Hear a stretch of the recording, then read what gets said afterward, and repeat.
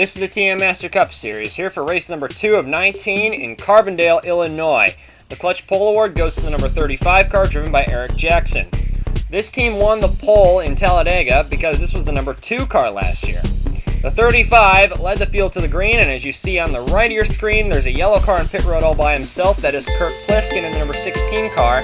He's driving for his own team, and there you see the field going by to lap him in his very first start of the 2008 TM Master Cup Series season. Jackson pulled away from the field with Lauren Roth in second. That is Sam Morrell in third. Behind Lauren Roth is Brian Sendak. And then Alan Hodges in the number 13 Netflix CM Nova is in fifth position. Jackson's car continued to power away from the field until the first caution of the race flew on lap number 5. The day didn't start well for Scott Bates. His yellow and black number 88 EFR Lennard Q9. He gets turned into the inside wall by Craig Cross. Goes for a ride across the track into Gary Edwards in the 61. And Scott Bates gets hit again by Craig Cross's 43, out of spite this time. But Scott Bates shows the power of American steel and drives the car on anyway. Bates continues to race in an amazing display of durability of these TM Master Cup Series race cars. Eric Jackson in the 35 car led everybody down pit road, but he wasn't the first car off pit road. You're going to see right here, Jackson is not going to win the race off pit road. Gary Edwards is. There's Jackson, Sam Morrell. We're waiting. There's Palmer Styles, and then it looks like Alan Hodges, Alexis Rainsford, then Manny Brown. Gary Edwards, however, too fast exiting pit road. Car number 61 will be called back out of the pits for a speeding penalty. You're going to see Edwards there on the inside. Didn't get a good restart. Jackson is the leader. The 30 car in front, Colin Evans, is the last car in the lead lap. Jackson then was worried about Kurt Pliskin, a lapped car who got his lap back.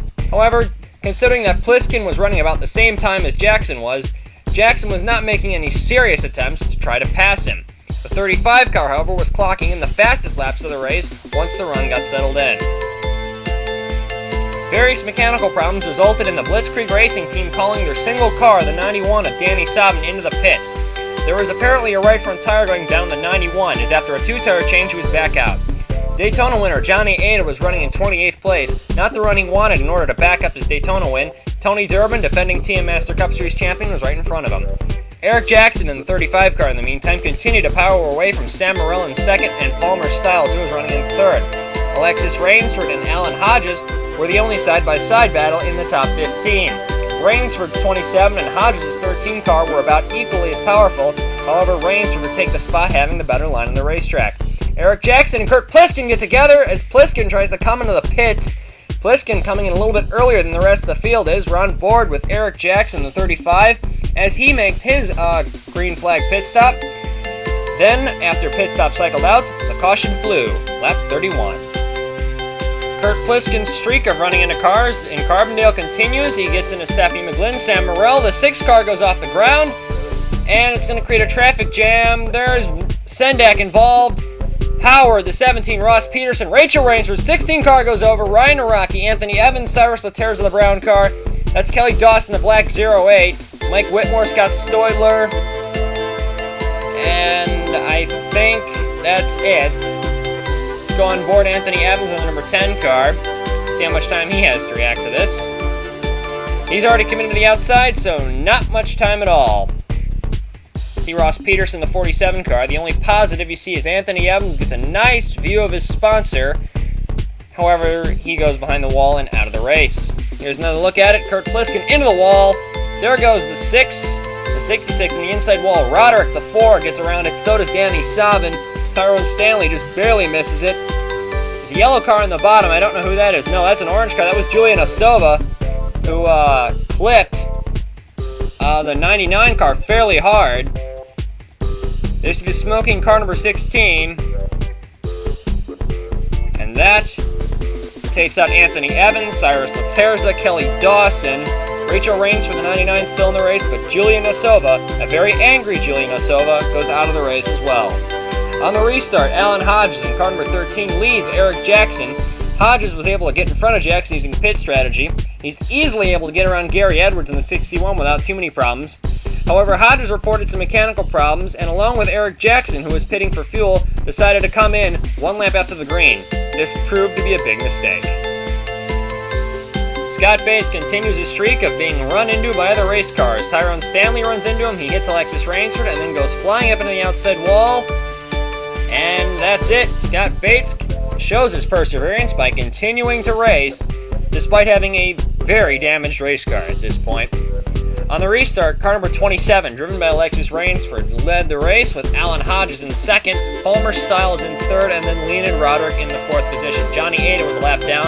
More mechanical problems sent Alan Hodges into the pits. In the meantime, Alexis Rainsford continued leading. That red car in front of Rainsford is Alan Hodges, who not 5 laps before was in second place.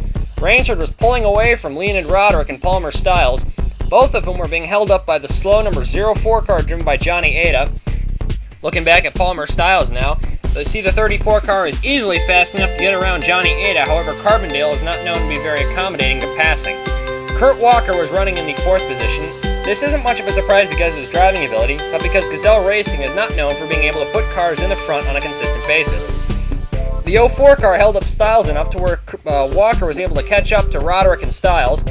Alexis Rainsford came onto pit road about 3 laps ahead of everybody else.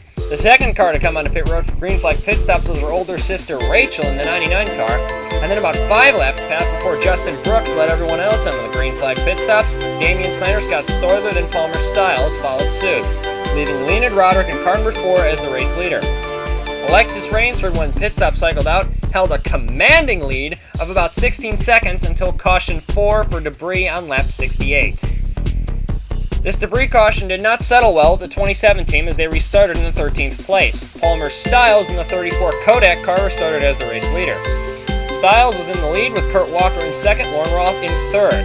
The 34 car was pulling away until the 5th caution on lap number 72. The lap car of Scott Bates held up traffic, which created a crash behind him.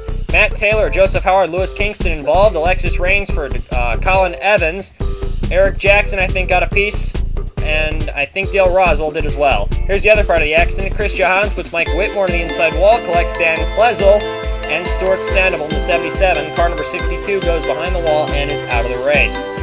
On the restart, Lauren Roth beats Palmer Stiles out of the pits. Tony Durbin is in third, Kurt Walker in fourth, and then Leonid Roderick in fifth. Battling looks like with Alan Hodges in the who got his lap back under the yellow. The 39 car kept on leading even though a crash happened on lap 90 towards the back of the field. This didn't bring out a yellow, but Gary Edwards and Stephanie McGlynn get together and put the 22 of Manny Brown into the inside wall in the front stretch. No caution flag came out, although arguably it should have, because this could have posed a danger to the rest of the field. Lauren Roth, the 39 car, was leading. However, everybody seemed to be gambling on fuel strategy, since most people would run out of fuel with just about 3 laps to go. However, the field slowed the pace down, and this allowed people to stretch their fuel mileage, including the leader, Lauren Roth. However, just 2 laps to go, the 39 car, on lap 112, ran out of fuel, bringing him into the pits, leaving Palmer Stiles, who pitted a couple laps before the second place man, Tony Durbin, as the leader. However, Palmer Stiles held on and took his first TM Master Cup Series victory of the season and celebrated appropriately.